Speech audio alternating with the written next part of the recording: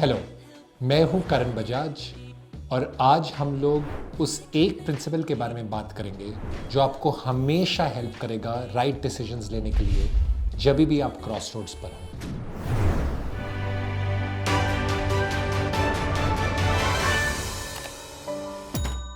दोस्तों, आप काफ़ी बार देखते होंगे कि आप दो डिसीजंस के बीच में डिबेट कर रहे हैं। क्या मैं ये जॉब छोड़ूं जिसमें मैं बहुत खुश हूं या काफ़ी खुश हूं और ये स्टार्टअप ज्वाइन करूं या अपना खुद का बिजनेस करूं? क्या मैं ये रिलेशनशिप जो काफ़ी अच्छा चल रहा है उसमें रहूं या ना रहूं? बार बार ये डिसीजंस के बीच में आपके डिबेट्स चलते होंगे एंड आपको एक इंस्टिंक्ट है जो बोल रहा है कि ये करना चाहिए, पर यू डोंट नो कि लॉन्ग टर्म में क्या वो बैकफायर तो नहीं करेगा, क्या आप वो डिसीजन रिग्रेट तो नहीं करेंगे। एंड आपकी तरह मैं भी काफ़ी बार इन डिसीजंस के बीच में डिबेट कर चुका हूँ। 2008 में ये सोचना कि मैं अपना जॉब छोड़कर एक साल ट्रैवल करके अपना नॉवल लिखूँ या ना लिखूँ। 2012 के अंदर क्या मैं अपना जॉब छोड़कर एक साल योगा सीखूँ। फिर उसके बाद क्या मैं फुल टाइम एक राइटर बनूँ। फिर उसके बाद क्या मैं डिस्कवरी चैनल छोड़कर अपना खुद का स्टार्टअप करूँ। बार बार ऐसे कोई बड़े बड़े डिसीजंस में बीच में डिबेट करता था। अब जाकर मुझे वो एक फ्रेमवर्क समझ आ गया है जो हर बार मुझे वो डिसीजंस राइट लेने में मदद करता है। एंड राइट ऐसे कि even if the decisions don't work out, I don't have any regret because I know कि उस टाइम पे वो डिसीजन मेरे लिए बेस्ट था।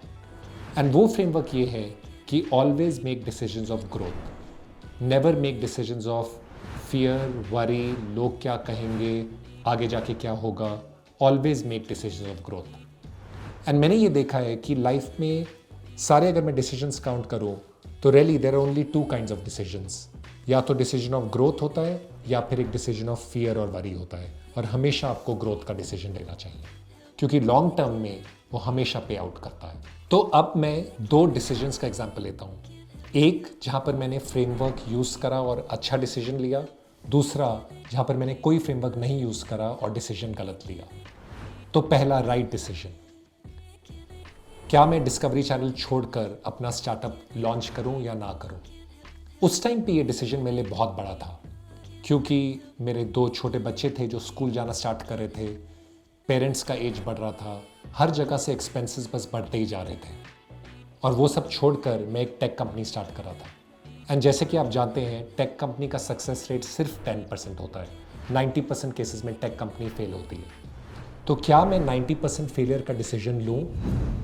मेरे ऑब्वियसली सारे फ्रेंड्स और फैमिली कह रहे थे कि ये गलत डिसीजन है, पर बहुत जल्दी मैंने इवैल्यूएट करके वो डिसीजन लिया क्योंकि मेरे दिमाग में ये आया कि अगर मैंने खुद की टेक्नोलॉजी कंपनी बनाई तो मैं टेक कैसे अपने हाथ से खुद बनाते हैं वो इनसाइड आउट समझ जाऊंगा।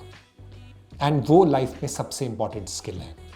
और अगर मैं जानता हूँ कि टेक कैसे बनता है तो I will grow a lot as a person and as a professional even if the company doesn't work. ये सोचकर मैंने इमीडिएटली वो डिसीजन ले लिया। उस टाइम पर मेरे पास सारे फियर भी थे, क्या होगा अगर 40 इयर्स की उम्र में मुझे दोबारा जॉब मिलना पड़े, पर वो सब फियर के डिसीजंस थे। मैंने ग्रोथ का डिसीजन लिया एंड ऑब्वियसली लॉन्ग टर्म में इनिशियली बहुत डिफिकल्ट था बट वो सक्सेसफुल हो गया। तो अब मैं एक ऑपोजिट डिसीजन का एग्जाम्पल लेता हूँ जहाँ पर मैंने फ्रेमवर्क नहीं यूज़ करा और इसलिए गलत डिसीजन लिया।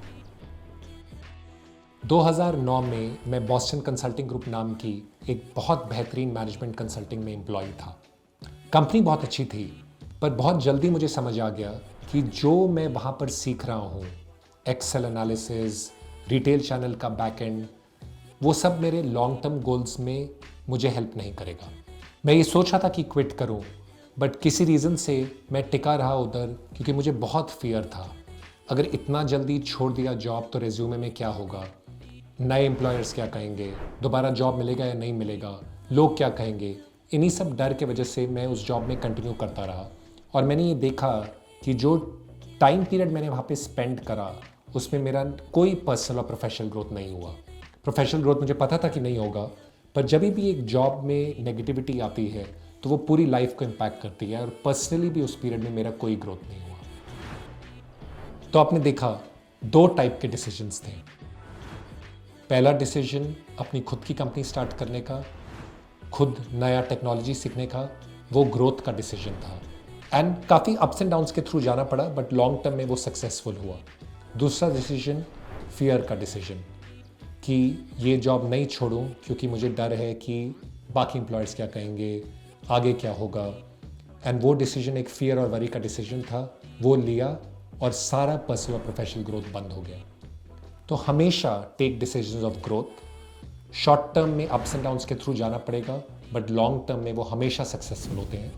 Never take decisions of fear, worry, what will people say, what will happen to me, because वो decisions even if short term के अंदर एक स्टैसिस में रहे, लॉन्ग टर्म में वो हमेशा बैकफायर करते हैं। So how to make tough decisions? Always make decisions of growth. क्या आपके लिए एडवाइस यूजफुल थी? आपने कौन से डिसीजंस लिए हैं जो सक्सेसफुल हुए हैं और कौन से नहीं सक्सेसफुल हुए हैं और क्यों? डेफिनेटली मुझे एक नोट डालिए कमेंट्स में। मैं हूं Karan Bajaj and I look forward to seeing you in the next video.